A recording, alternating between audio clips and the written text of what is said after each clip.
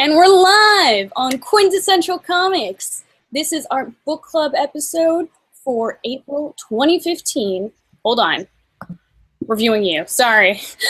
This is our book club episode for 2015, April. We're reading Daytripper by Gabriel and Fabio Moon, and Kaptara by Chip Zdarsky and Kagan McLeod. I'm really excited about our book club picks today. Just a forewarning, it's a book club, so we will be discussing the comics and there will be spoilers. So you've been warned. Today with me I have a good friend of mine, Allison O'Toole.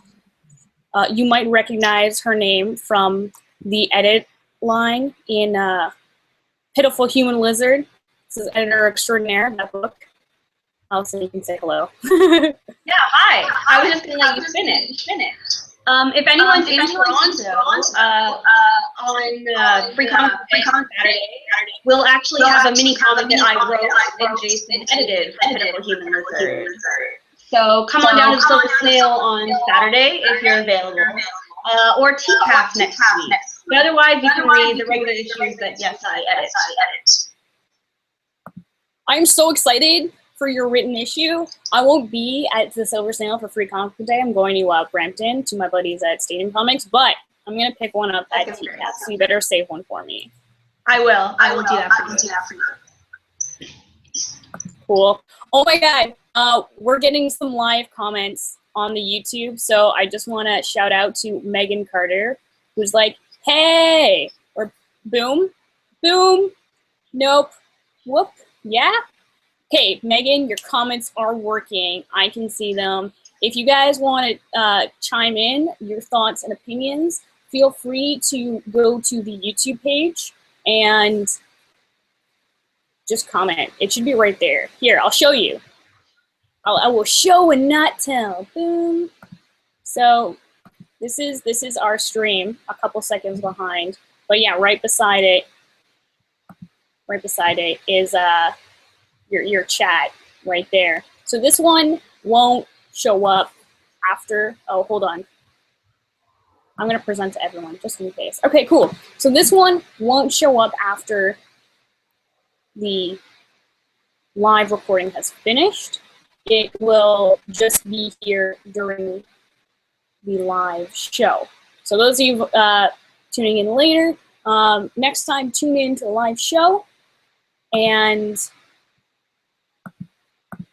yeah, then you can chat with us live and give us your comments, and we can respond to them on air. And if you're tuning in afterwards, you can just comment regularly and that'll show up. And so for the comments I reply to, I will say your name and just say your comment, so that way,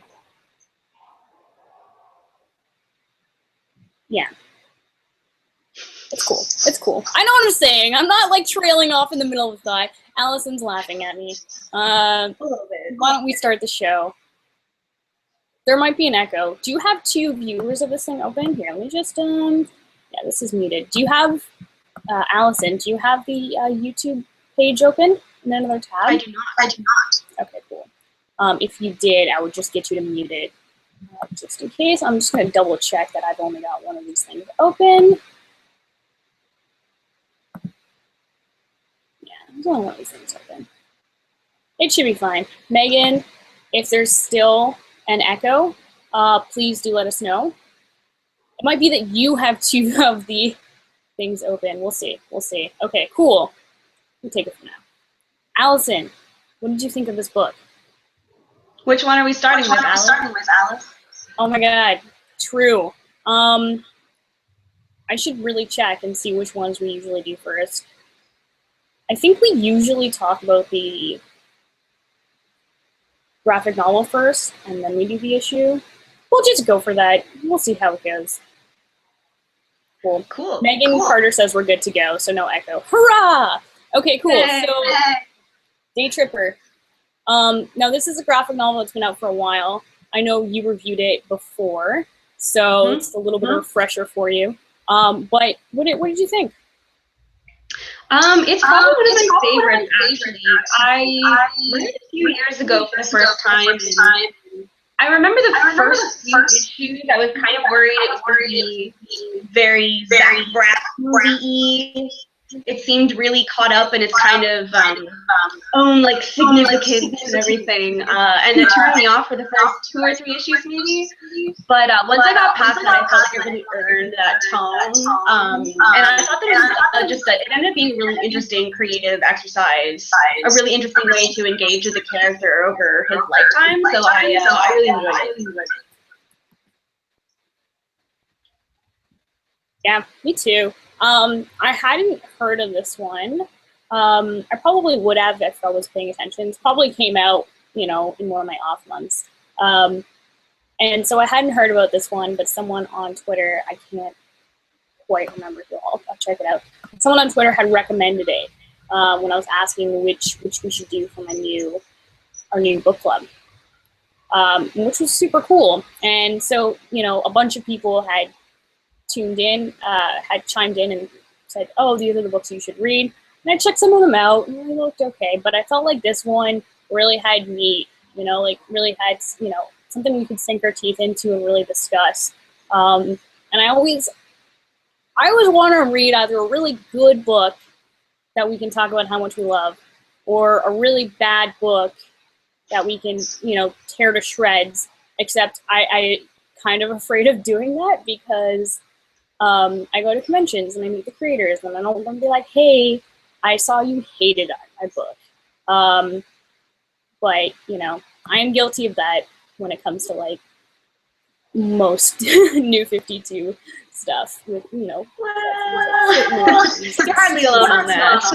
But yeah, so like this one looked really interesting. And also you never want something mediocre because then you just have nothing to say, right? You're just like, okay, or whatever, just like ultimately forgettable. It's true. So yeah, I was really glad you chose this one. I can't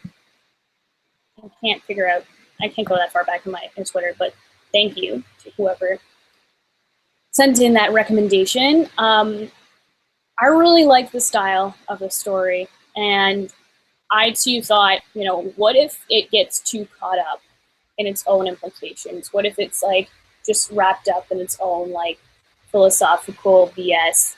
Like like Deepak Chopra. It's like there's a potential for like there to be some really enlightening stuff in there, but there's also the potential for them to be so caught up in itself that it's not enlightening. It's just sort of like, you know what I'm saying? Yeah. I'm talking to myself into a corner here, but. No, that's okay. I agree. I think, especially when I'm talking about it can be kind of weird because you're saying, yeah, it's about how life is a series of moments. And it's like, oh, okay, cool. Like, that sounds not like something a 7-year-old wrote. But I found that, like, the way that they were able to tell the story, I think really, like it overcame that potential for kind of slogging through its own significance, and I think the way that it presents the character's life as well is some of it is so mundane, but they're able to find a beauty in that. And I think that's partially the incredible synergy between these two creators, because obviously as twins, when you see a work where they're both doing the art these days, and it's so in sync. You can tell that the two of them are really, really excellent at working together and realizing one vision together, which is obviously really helped by Dave Stewart's coloring, which is unbelievably good. Yeah, it was just amazing, and I really enjoyed. I don't know if you got the same version, but in the collected graphic novel version, the first page is a page introduction by Craig Thompson, who's the author of Blankets. And I really loved this page, and I really loved this introduction. And I felt like it got me in a really good headspace to enjoy this and to really take it in, because this isn't something you can just like, it's not like something you can scroll through on Tumblr and like feel it, It's something you sit down with, you get your nice cup of tea, and you gotta give it its time. And I really enjoyed it. I wasn't super sold at first. First couple of issues, I was like, yeah, we'll see. But I liked how it wasn't super linear. That, you know, some stories started when he was younger, and then the next started when he was older, and then the next started when he was a kid, and then it goes back to when he was in his 70s. And it's, yeah, so I really liked that part of it, and I also liked how they really achieved their goal at the end. I'm gonna flip back to it again. At the end, they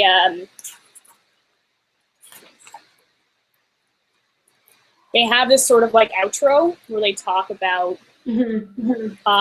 what it was like to make this book and what they tried to accomplish with it.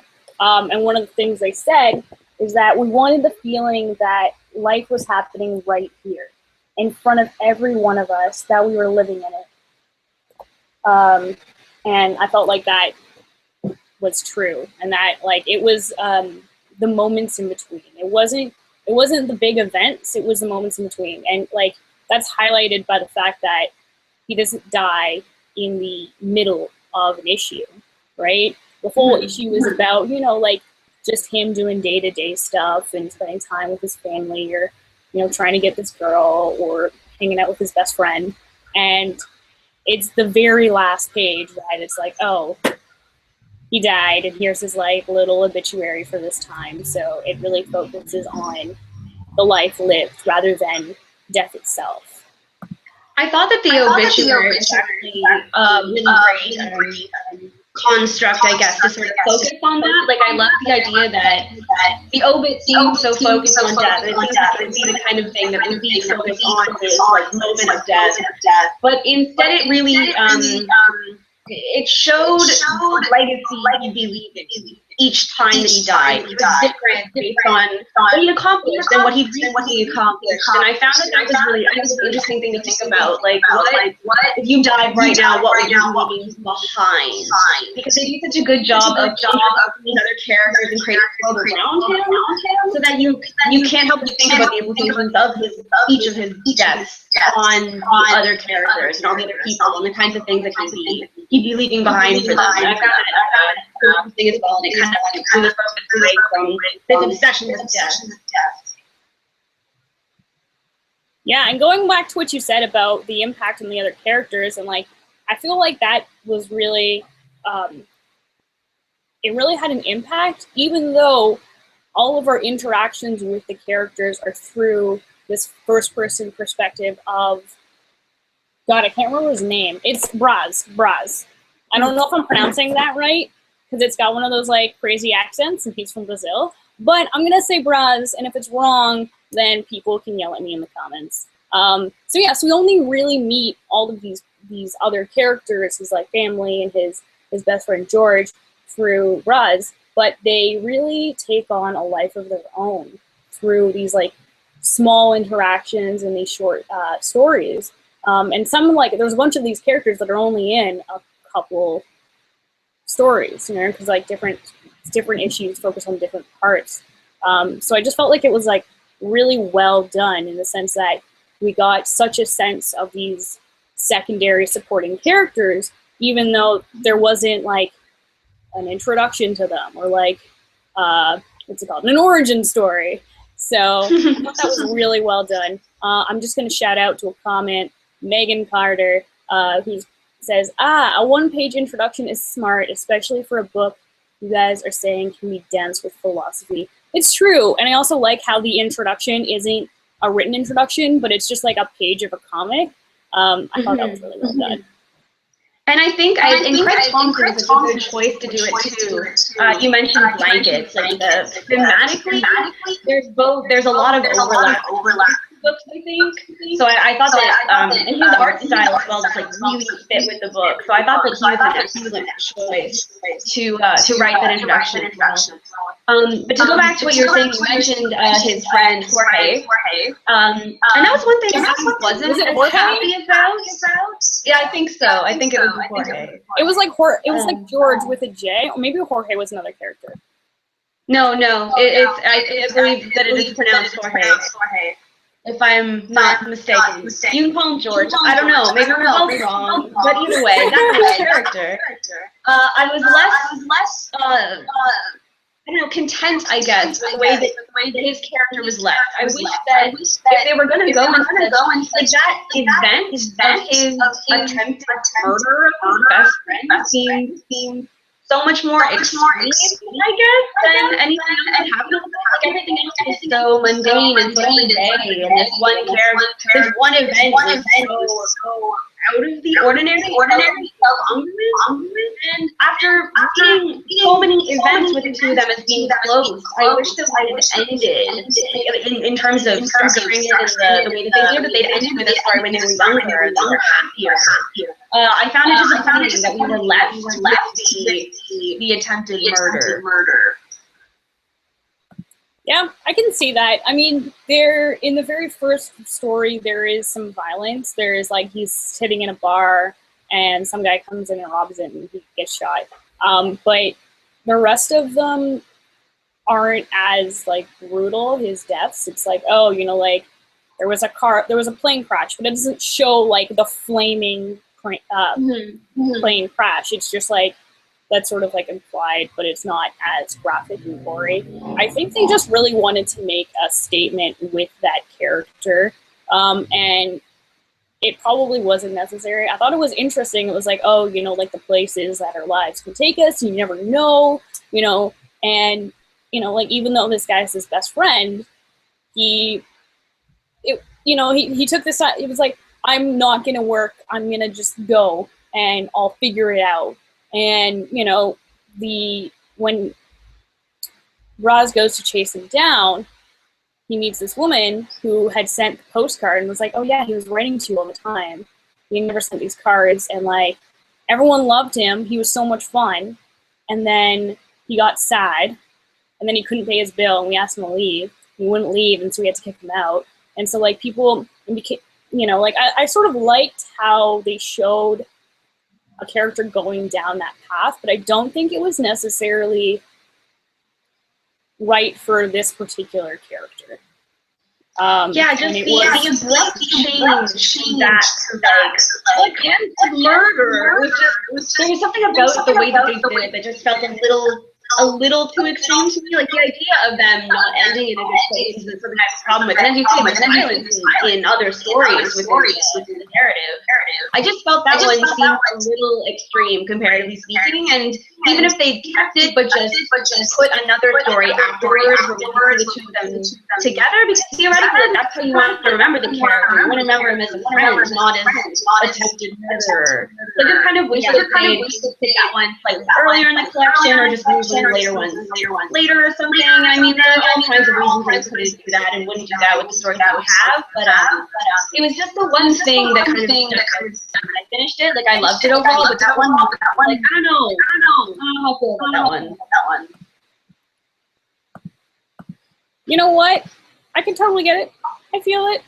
I've forgotten to do this beforehand, but I'm just gonna pull up some other images of this issue, because one of the things that really cemented me in this world was the art, and it was just, it's so good, it's so well thought out, it's just unbelievable. I felt I didn't get some really good pages I can show, but you know,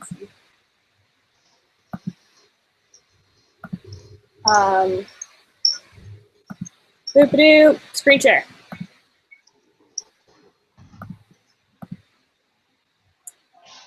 So yeah, this is sort of like an example of the mundane, and you know, just like the little moments. I also like how it's like so not a superhero comic, but the kid thinks about superheroes. I love it. And present to everybody. Present to everybody.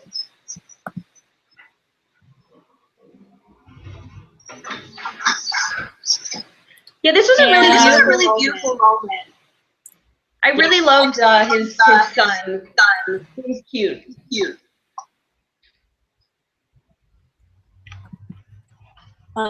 And there's another scene I wanted to show from when he was just one of these like really great 2-page spreads. And look at the colors is so colors. vibrant. And it just the way it's done, like those children chasing the birds, everybody's like you're drawn in the sense of where the art is taking you, and yeah, I loved it. And then, like, you know, you can see him just sort of chilling. Just sort of chilling. Okay, cool. I'm going to stop doing that. Boom. Cool. So, yeah, overall, I think it's a really well done book. It's definitely, like, it's, you know, I wouldn't give it to, like, a fan of superhero comics. But, you know, if you are in the mood for something thought-provoking and interesting, this is a really good one. And I'm really glad we ended up, like, it got recommended for the book club, because this is something, like, there's so much meat in it. There's so much we can talk about with this. I could talk about this for hours, but we should get to Kaptara, because it's super cool, and we could also talk about that for hours. So, what did you think of Kaptara? I think Kagan's artwork especially just blew me away. Like, absolutely fantastic work. The world building, the character design, and everything. Plot-wise, I'm interested. I think that I could have done with a little more meat in terms of character development. I felt like sometimes the desire to go for jokes sometimes kind of unbalanced a little bit, and I don't really know how I'm supposed to feel about the protagonist or about any of the other characters, and whether they're going to be sticking around. And I wish that it had maybe been a double issue, so they could have done a little more there, because I just feel like I don't have any idea what this comic is about, or where it's One sec.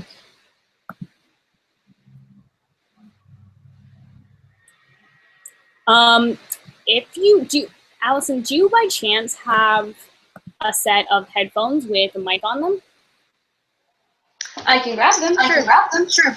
Cool. While you grab them, I'm going to show you guys the cover for Kaptara, because it's just gorgeous. One of the reasons I picked this comic is because, as you may have heard from our Infinite Kung Fu episode, Kagan McLeod's art just drives me wild. It's amazing. It's just so captivating and wonderful, and I'm really excited for this space saga story. The echo is probably my fault. It's one of the things that we end up talking about every time when it comes to the issue, because I like to do one graphic novel, one issue, because the importance of issues is that they are still the industry standard for success. And if people don't buy the issues, then it's not viewed as successful, even if the graphic novel sells crazy. By the time the graphic novel is out and selling crazy, it's no longer a continuing series. It might have been canceled. So it's just one of those things that, like, I'd rather have an issue and say, you know, it's an interesting start, but let's see where it goes, than not have an issue and only have people buy graphic novels, because, I mean, we all want to read graphic novels. We all want the full story, but in order to have the full story be produced, we have to support it in issues. I liked it, but there were a lot of, like, very interesting choices, I'd like to say. Allison, can I hear you? Yeah, I can hear you. Okay, cool. There was just a little bit of an echo, so I think the echo is still there, to be honest with you. But we'll see if this helps at all. Cool. We'll see. But yeah, so for Kaptara, I really liked it, but there were a couple of things. It was like, it started off really easy and slow, and then all of a sudden, I just felt like it got gory really quickly, because stuff got, like, they launch into space, and then stuff goes wrong because they're like, oh, let's take this, like, shortcut. And then the one guy who's like, hey, we shouldn't do this. This is a bad idea. It's an anomaly. We shouldn't, like, just take it. You know, even if it'll take us, like, 3 days out of our way to go around it.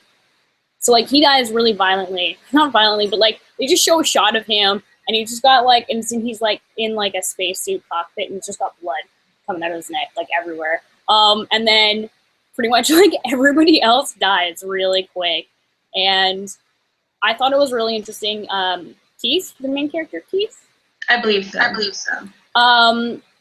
Yeah, so like he's one of the like there's a mishmash of people on the ship, and he's one of the ethnic characters, and he's the character that like survives. And I'm like, oh my god, they didn't, even though they killed, I think that other guy I was talking about, the rational guy, I think he was supposed to be Asian. Sometimes I can't tell when it comes to the drawing, but.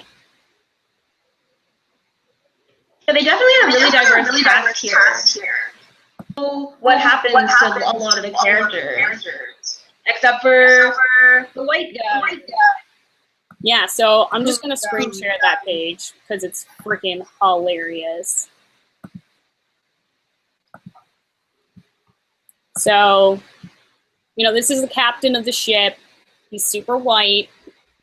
He's got nice facial hair. Best facial hair. Best facial hair. It's just really funny because he's like this take charge guy, and he's like, this is what we're gonna do. And Keith is a vegetarian, and he's like, no, I can't do it. I can't remember the actor's name, but I think it's one of the characters on Community. But like, I keep hearing this like Danny Pudi. Maybe, I don't know. I keep hearing like this guy's voice in my head when I read it, and I'll have to figure it out who it is. But it's just like, it's really funny.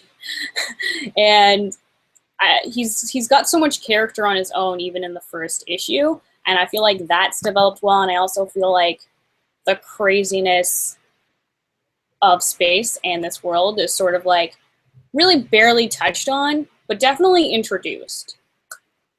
Mm-hmm. Mm-hmm. Yeah, I think they did a really good job with the world building aspect. I think that the ending I was really interested in, and I would have really liked a book, I think, if we gotten more chance to get to know the characters on the ship, and I'd really like a comic on this weird world. But I felt like navigating the two of them in the time that they had was maybe not the best plan, because now all that intro stuff feels wasted. These characters aren't coming back. I don't know. But maybe it'll come back into it. I don't know yet. I'm not gonna make a call. But I also feel like the world that they're introducing, this weird planet, seems really intriguing and seems really fun, and I'm really looking forward to seeing what they do with it. And I'm hoping that it'll allow Keith to take on a more kind of active role as protagonist, because he's funny, but I feel like I don't really have a handle on what his motivations are, or why he's doing anything, or what. It's at this point he's just very passive. Things just kind of happen to him, and I'm hoping that he can get to be more of like a plot driver. But that could come with a few issues, I'm sure, because they've got kind of a funny anti-hero thing going now. So I think that is we've got a good start probably for something good.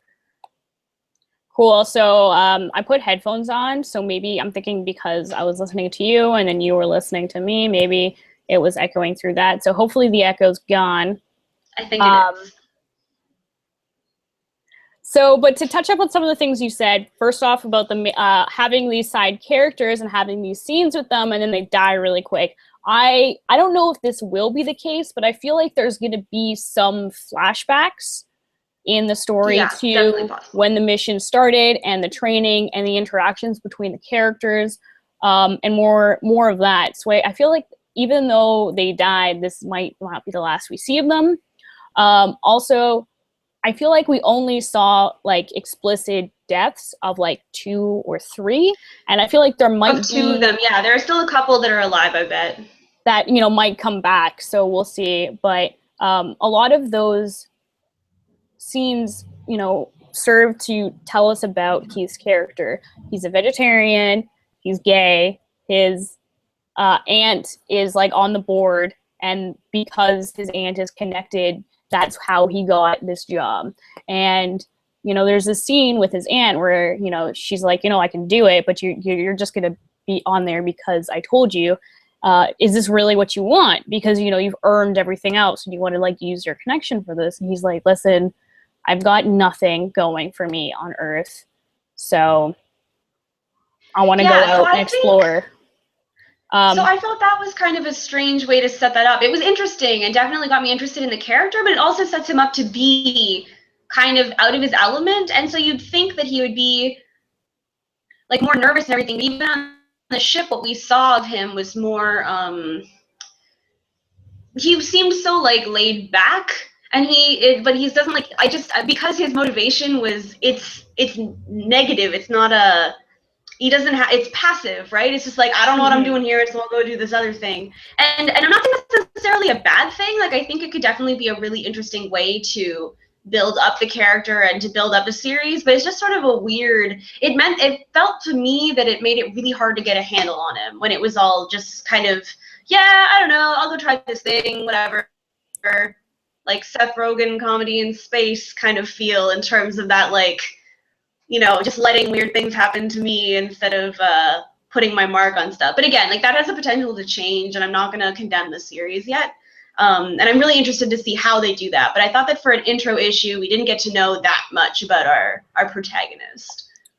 I don't know. I feel like they had to go one way or the other. And because they have him set up as a sort of anti-hero character, that he had to be like that snarky. And he had to be that sort of like I don't care. Because they can't really have him sort of like middle of the road. You know what I mean? So like even if I felt he was middle of the road. He's got to be indifferent to the max, you know. And then I guess later they'll tell us why and they'll explain.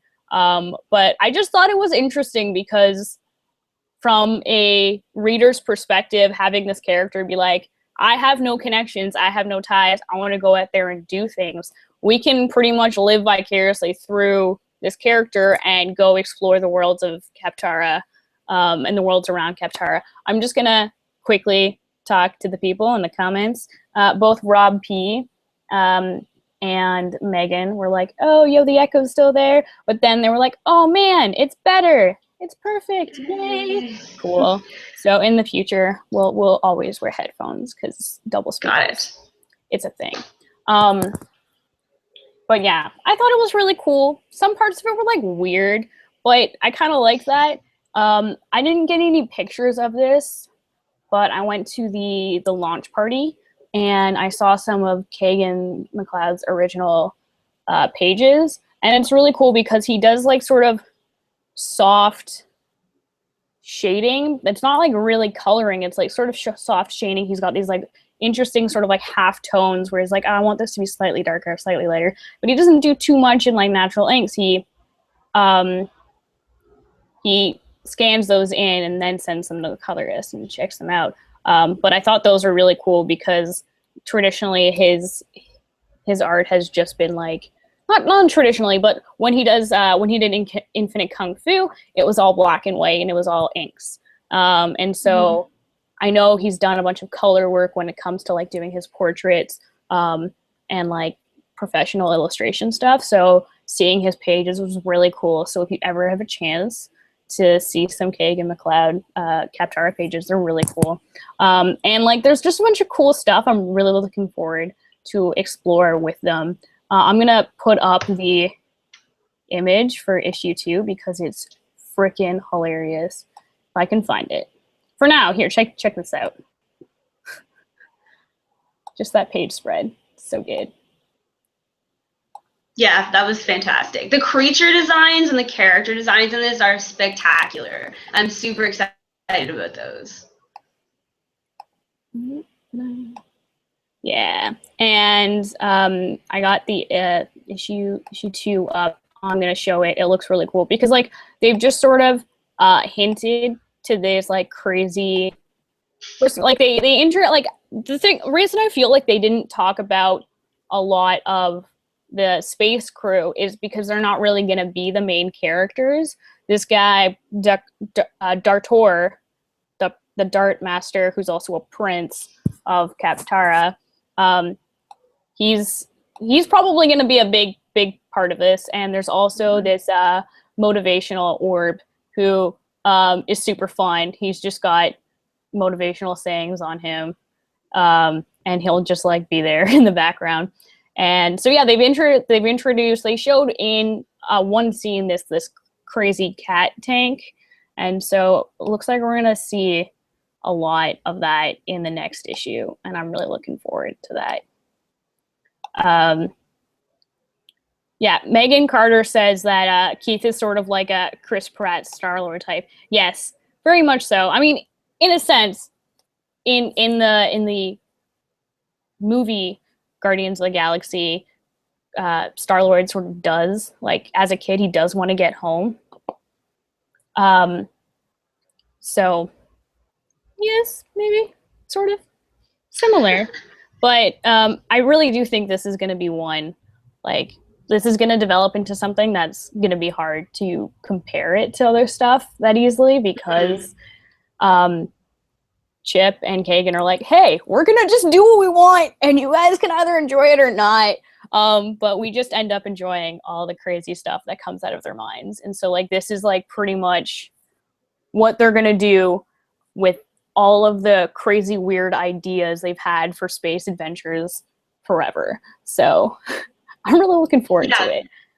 I'm really looking forward to seeing the expansion of the world of Kaptara and of all of the support cast.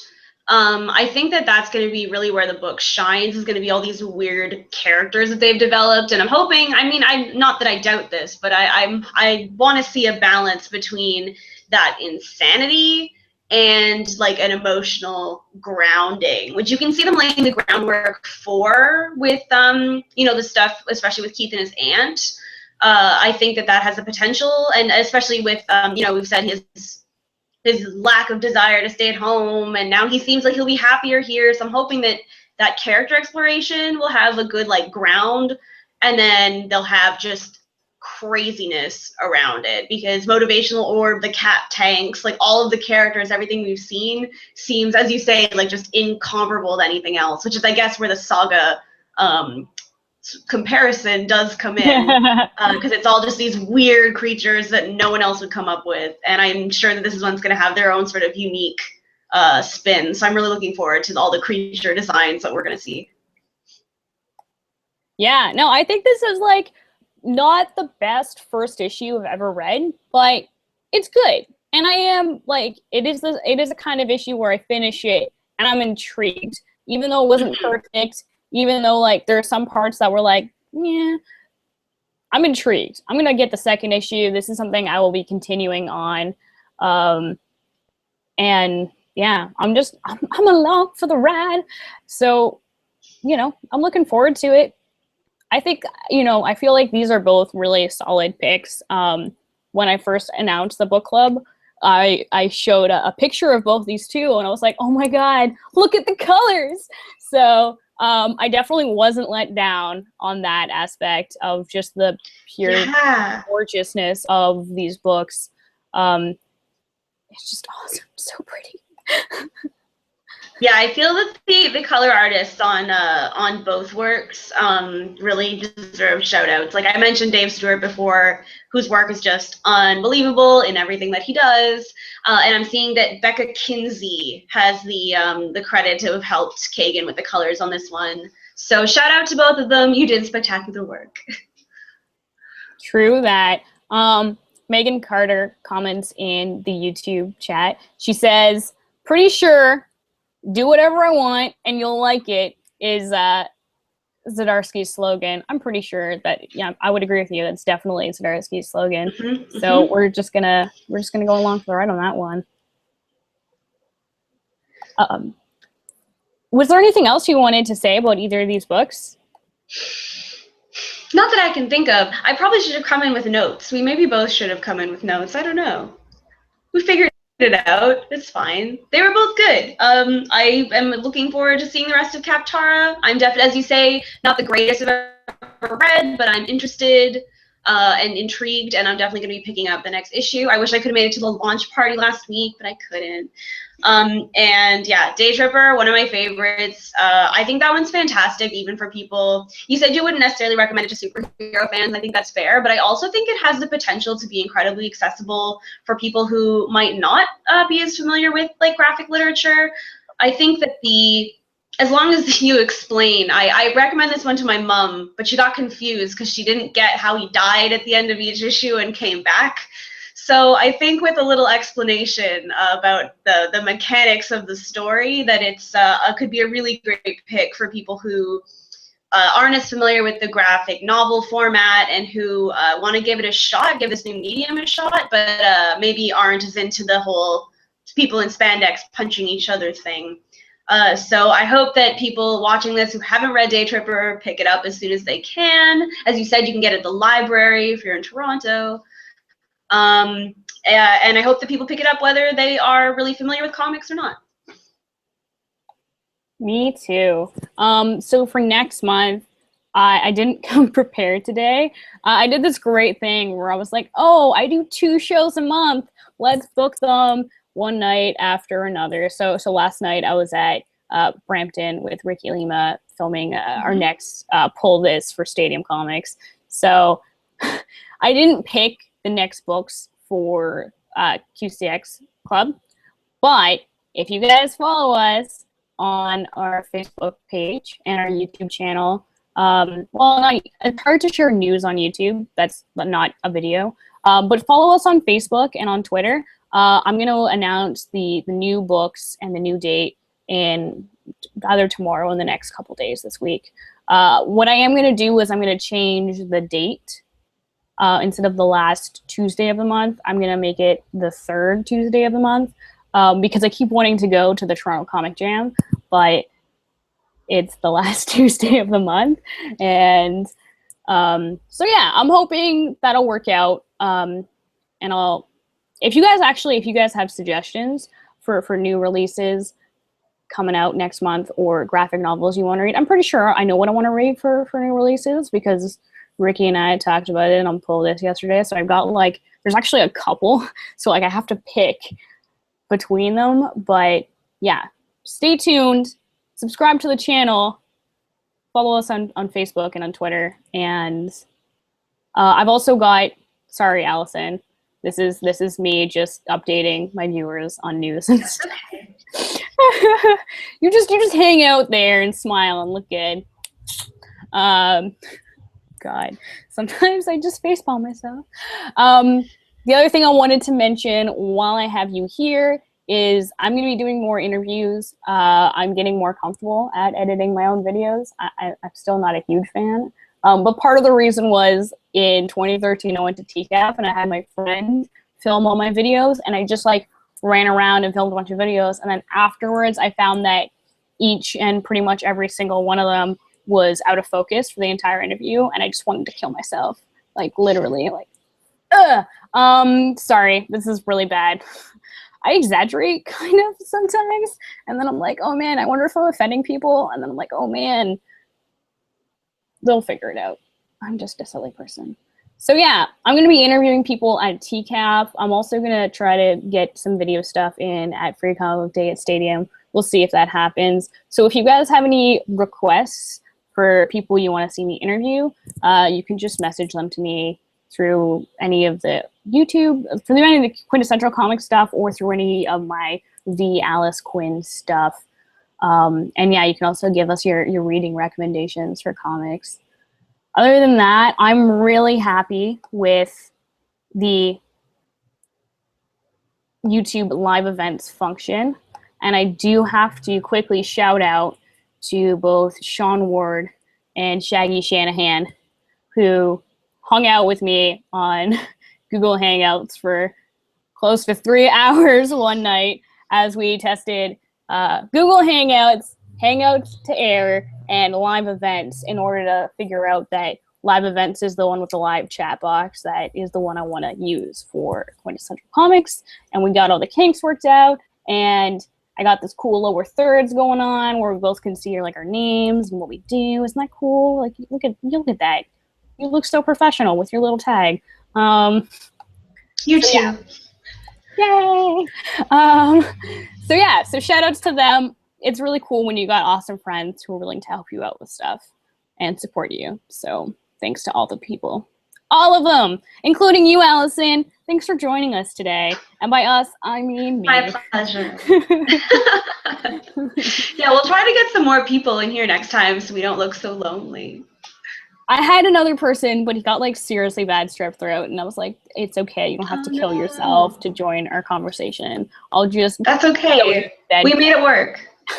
Yeah, we did make it work. And Megan Carter joined in the comments, and so did Rob P. And then next time it'll be even better. I'm so excited. I'm so excited. Yay. Thanks so much for joining us, and we look forward to talking with you about comics more forever and ever and ever.